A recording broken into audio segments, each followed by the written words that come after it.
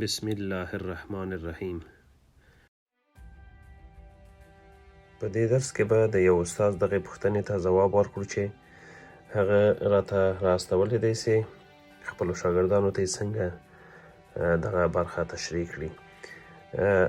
دلته اوس که چېرته مثلا مونږ دوه عددونه ولرو، دغه عددونه چې کله مونږ جمع کوو 5 او 4 دا به 9 سي، او 8 او 15 یو پاس حاصل لیکو، نو دا سره جمع کو 11، د دې هم یو پاتې کېږي، دا هم 15 یو دلته لیکو، دا 14 کېږي چې جمع سي یو به دلته ولیکو او دا به 11 سي. کله چې مونږ دغه یو عدد لرو، دا بل عدد د همغه عدد لاندې لیکو او بیا یې جمع کوو، نو شاګردان څنګه وپوهېږي چې دغه ځواب چې مونږ لاسته راوړی دا سم ده که سم نه ده؟ د دې لپاره مونږ دوه طریقې لرو. دلته په عمومي ریاضي کې دغه دوه طریقې تشریح کړي دي او یو استاد مونږ ته دغه پوښتنې را لیږلي دي چې که څنګه مونږ وکولی شو دغه پوښتنې او دغه برخه خپلو شاګردانو ته او یا هم خپلو ماشومانو ته ورزده کړو. دلته اوس مونږ دغه حاصل راخلو، یو طریقه خو دا ده، حاصل راخلو او بیا پاسې لیکو،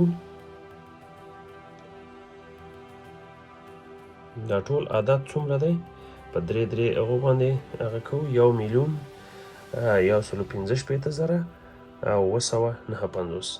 دا حاصل مو دلته ولیکه. د دغو دوو عددونو نه یو عدد را اخلو، دلته یې لیکو او ورڅخه منفي کوو یې. اوس مثلا مونږ دغه لومړی عدد را اخلو، د دې لاندې لیکو، تاسو ولیده دغه عدد مو راواخیسته، د دې لاندې مو لیکه. اوس 9 نه 15 لاړ سي، څو به پاتې سي؟ او منفي کوو یې.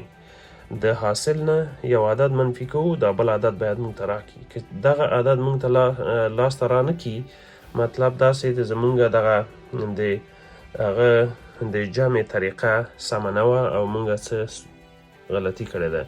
9 نه چې 4 لاړ سي، 15 لاړ سي، 4 پاتې کېږي، 15 دلته دي، 5 نه یو دلته ځي چې دا به 15 سي، 15 نه چې 8 لاړ سي 7 پاتې کېږي، دا شپږ پاتې سو، 6 نه 7 نه ځي، بیا له دې ځای نه یو ځي، دا به 4 پاتې سي او دا به سي 14 نه چې 7 لاړ سي نو 9 پاتې کېږي، دلته 4 ده، 4 نه 9 نه ځي، بیا هم د دې دا به 15 پاتې سي، یو به یې دلته ورته راولو، 14 نه چې 9 لاړ سي څو پاتې کېږي؟ 15 دلته دي، 15 نه 8 نه ځي، بیا هم دغه یو دلته راولو، نو دا به 15 سي پاتې کېږي. څه شی 15 نه چې 8 لاړ سي 7 پاتې کېږي، او دلته خو مخکې یو هلته ولاړ، نو یو له دې ځای نه راوړو چې 10 نه چې 4 لاړ سي 6 پاتې کېږي. تاسو وګورئ دغه لاسته راغلی عدد کټ مټ دا عدد دی. نو دا لومړۍ طریقه ده چې په دې طریقه باندې مونږ کولی شو د جمع میزان وکړو. دې ته د جمع میزان هم وایي، او یا مونږ ویلی شو چې خپل دغه عدد ګورو چې دا سم دی که سم نه دی. په دومه طریقه کې مونږ داسې کوو چې دې ته د 9 طرحه هم وایي، یا 9 طرحه یا طرح نو ورته وایي. په دې طریقه باندې مونږ څنګه کولی شو چې دغه که دوه عددونه مونږ ته راکړل سوي وي دا جمع کو، او بیا د جمع دغه عملیه مونږ امتحان کړو چې دا سمه ده که نه.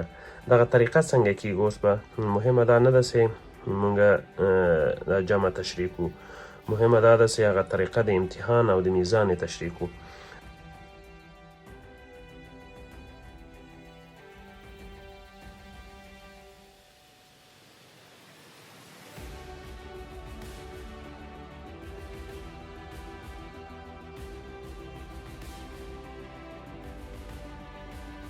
نو درې خانې که چېرته مونږ وکړو، نو 14,253,032 کېږي. دا اوس مونږ څنګه پوهېږو چې دغه سم دی دا ځواب که زمونږ سم نه دی؟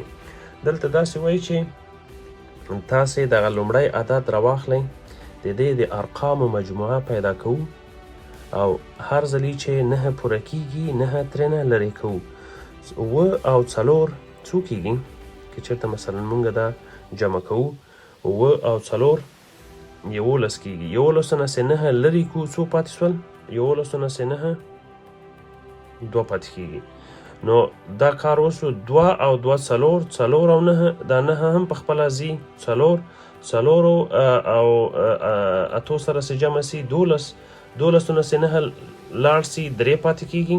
ځکه هر ځلې چې موږ 9 لاسته راځي هغه بیرته منفي کوو، نو ځکه دې ته د 9 طرحه وایي یا د 9 منفي کول.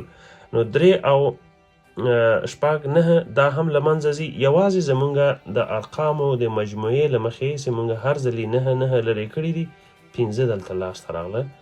دا که چېرته مونږ په همدې شکل باندې مخکې مونږ ځو 15 او 8 14 9 سې تر لرې کړي 4 پاتې کېږي. 4 به له 7 سره څو سي؟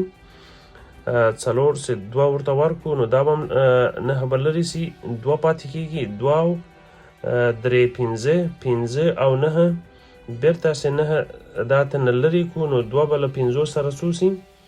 2 او 15 و او و څو کېږي؟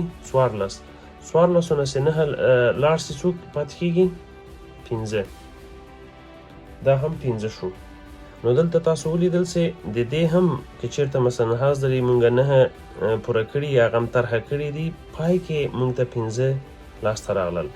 دوی دواړه سره جمع کړو بیا څو کېږي؟ 15 او 15 10 کېږي. د 10 نه چې بیا مونږ 9 لرې کړو نو څو پاتې سو؟ یو.